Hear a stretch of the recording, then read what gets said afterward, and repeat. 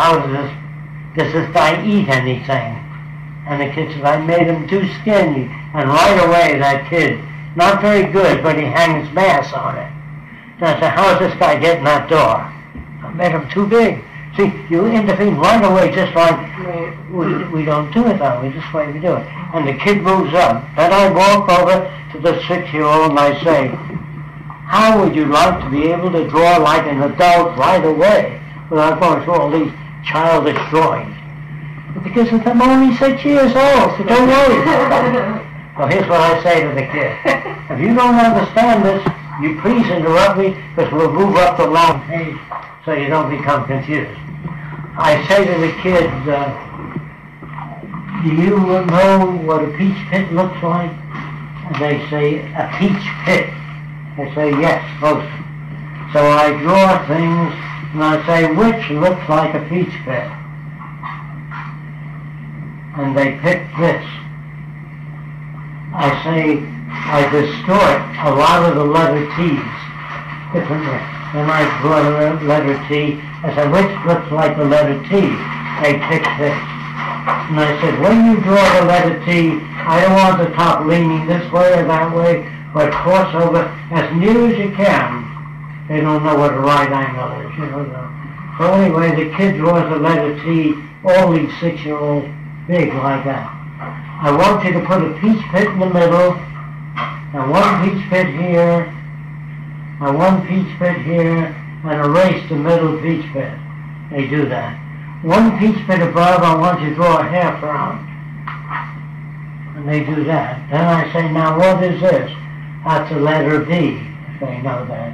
And what's this? That's a V upside down. Well, from this distance to this distance, whatever that letter is, you draw a V upside down. I said, what's this? And he said, that's a bunch of birdies flying. I draw it slow, of course. And I say, one peach pit down, you draw a birdie flying. And the wings don't go any greater distance than the center of the peach pit. Then connect the birdie to that and draw a half round beneath that. Then what's this? That's a heart, half a heart, the top of the eyebrow to the bottom of the nose. And the kids move from this crapola that I drew here, this crap, to this within an hour. Wow. Because I'm going fast. Wow. Do you understand what I'm saying? Yeah. Teachers will be re-educated, schools will be closed down. Now, when I was a kid, I could not understand how airplanes fly on this thin substance. And I asked all my relatives, because they couldn't answer it. So I went to the library, and I got a book called The Microbes. Now, you got to remember this, I had high anxiety, because for years I wanted to know how airplanes fly. So I opened that book with great enthusiasm. And it starts out, it was a sunny day in May, and Mrs. Orville Wright was hanging clothing on the line. That bothered me no end, that sunny day in May. I want to know how planes fly. I had to read the whole book. Near the end, they killed a pigeon, and they put wire through its wings, and they moved the wings backward and forward and launched it till they found how it balanced. That was information. Thereafter, every book I ever got, I skipped sunny day and May. And 90% of us, sunny day and May. You want to learn photography? Mr. Jones, great photographer, lived in New Jersey, had 3 kids, wife, Lizzie and Jane. You know, that's beside the point. Tell them how the camera works, then put Mr. Jones in the back if they want to know that. There's so much information today coming forth that sunny day in May is a pain in the ass. You don't learn anything. Okay? So, what the Venus Project has to offer is a whole new way of thinking, a whole new way of living, where we have no prisons, no police, no armies, no navies, no killing machines. Soldiers are killing machines. Because there are boys, they're full of shit, too. When you're brought up in Nazi Germany, all you see is Heil Hitler, Deutschland over alles, you become a Nazi. Are you bad? No. That's all they know. When you're brought up in the Arab world, a guy has 10 wives or 15 wives. When they first came to this country, they came with all their wives. To Ellis Island, you can't come in with all those wives. Why not? We've been together for years. I says, one wife. You have to pick the one you want. He says, why? He says, well, we have one wife in this country. And they said, but they all get along. You got one wife and you don't get along. They didn't understand that at all. So anyway, they didn't like the name. Whatever the name the guy had, they gave Mrs. Smith.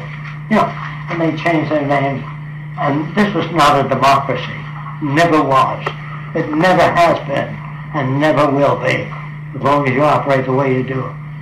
Because in a democracy, you drive the kind of car you want to drive, not what you can afford. You don't live in the kind of house you want to live in, you live in what you can afford. Since I don't know you people, I think most of you did not vote for the space program, the Vietnam War, this war. Where the hell you participate? They tell you this is a participatory democracy. I know of nobody that I've ever talked to that participates. Now sometimes a person comes up to me and says, I'd like to work in your society. I'd like to participate. I say, great. How do you prevent cars from hitting each other? I don't know. How would you do, what would you do about the shortage of water? I don't know. How would you make harmony in the world, peace? I don't know. Well, how can you participate until you learn these things? Okay. So they don't teach you how to think in this society or how to relate to other people. They tell you when you meet the right person, you know it. Bullshit. What happened to that during the divorce? The right person. Then they tell you there's love. Another bullshit word.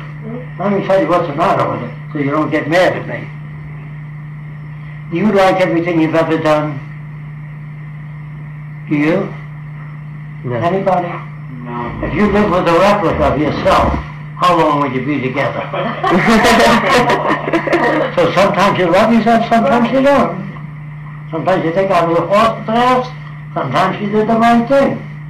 Am I getting to you? Yeah. So if you marry a person that you love, sometimes you'll love them, sometimes you won't. Sometimes they'll love you, sometimes they won't. Sometimes they'll hate you. So when the girl comes to me whispering, says, I thought I loved him, but I really found out I don't. I said, well, do you love yourself all the time? No. That's the way the world really is. There's no such thing as love. It's an ongoing process that fluctuates. Does that make sense? Now, God says, you want to change everything. That's right. Because the things you got, the language you speak, was designed hundreds of years ago. That's why you can't talk to each other. So you got the Bible. The guy reads it and he says, this is what Jesus meant. The other guy says, oh no, this is what he meant. So you got the Lutherans, Seventh-day Adventists, this and that. Nobody can interpret the Bible one way. It can be interpreted 1,000 different ways. So then they come down, do you believe in God? Yes, of course. Did God make everything? Yes. Does he know everything? Yes, he knows everything. He made every galaxy, every person. Then Jesus goes on to say, Father, just before they crucify him, forgive them, for they know not what they do. God said, gee, I never thought of that. Thanks for telling me. That's an insult to the deity, if he knows everything. And if you tell him, I'm growing corn, it didn't rain for 3 months, my crop is dying, oh, gee, thank you. We make God the same kind of a dummy we are.